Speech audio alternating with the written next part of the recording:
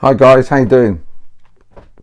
Just thought I'd make a little video as my little Christmas project is nearly complete, and this is my pedal board that I've built in my mum and dad's garage.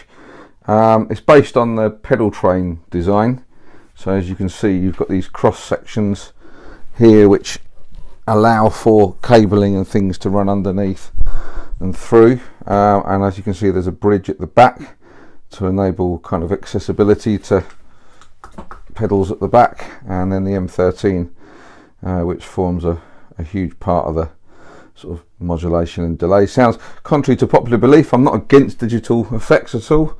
This is an entirely digital unit, but it has got some really nice delays and reverbs which I like to use, as Chris is well aware. The newest acquisition is on that right hand side there. You can see the TC hypergravity compressor. Cost me far too much money, but it is a nice compressor, and it's kind of a bit of a missing link as to what I was looking for. So I'll just give you a quick rundown of where everything is in terms of the signal path without boring you too much with technical jargon. My guitar lead will run into the M13. You can split these banks up, so there's 4 effects you can run at once. I just take the first bank initially, take it out of the M13 into the hypergravity compressor, through the drive pedals here that I have. So the Boss SD1, which I've got set to a very low drive setting just for kind of sort of semi-clean sounds, really, just fractionally overdriven.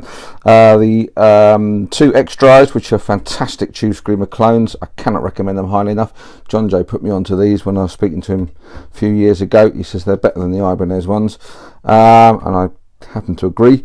I've got this set to a Tube Screamer setting, which is like a mid-boost drive, and this is set to a bright setting, which gives it like a treble boost just before it hits the front of the amp. Under normal circumstances, I would take that out and go into my Marshall, front of a Marshall. I haven't got the Marshall plugged in. I've got the little Vox Pathfinder, which hasn't got an effects loop. So at the moment, that's just going straight into the volume pedal. So what would happen normally is it would come out of the Marshall effects loop and into the volume pedal. This piece of crap here, this little Bespecco thing, which is really cheap and cheerful. I would love to get a better volume pedal, but hey, needs must in terms of funding. From there we're back into the M13. These last 3 sections here, which can give me a couple of delays and a reverb and modulation effects. There's some cool stuff going on there. We then go out to the Boss graphic equalizer, and then from there we go to the return of the effects loop on the Marshall when it's all set up properly, and that will give me all the kind of time-based effects in the effects loop, all the drives before the amp. It means I can use the distortion channel on the amp if I want to as well, which is very, very nice. All powered by a little power brick under there, the cheap C-line one, which is only about 20 quid, but it does the job. Isolated power supply. I may move that eventually. I still need a little bit more Velcro, as you can see, and this little blue box on the right is my vocal processor to make me sound like someone who can sing as opposed to me. Yeah, no, so that's quite cool as well. I've had that a little while, and that does help with a few things. It's got some nice sounds on it. I can't really demo any sounds at the moment because it's 10 o'clock at night and my kids are in bed. But what I'll probably do over the weekend is I'll get the Marshall out and I'll have a little jam around, and I'll demo a few sounds that I've been working on, and maybe even demo a couple of little songs I've been working on which you might be interested in, Chris.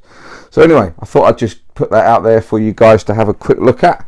The line 6 expression pedal, which I haven't gone to, is kind of, if I want to put a wah in here, I can use that, and that links to the M13. I haven't got a standalone wah pedal at the moment, which I'd like to get as well, but there's a lot of parameters you can control with an expression pedal on this, as well as the tap tempos, so it kind of gives you that versatility as well. So I think in future, as you can see, there's a few gaps. I'd like to put a wah pedal here, maybe move that a bit further back, and I've got room here for maybe a couple of like a nice analog delay or something at some point. So I've got room for a couple more pedals up here. You can never have enough pedals, I find. Yeah, so that is how it's shaping up at the moment. So I say, quick 5-minute video, nothing too dramatic, and I'll see you guys soon. Have fun. Bye.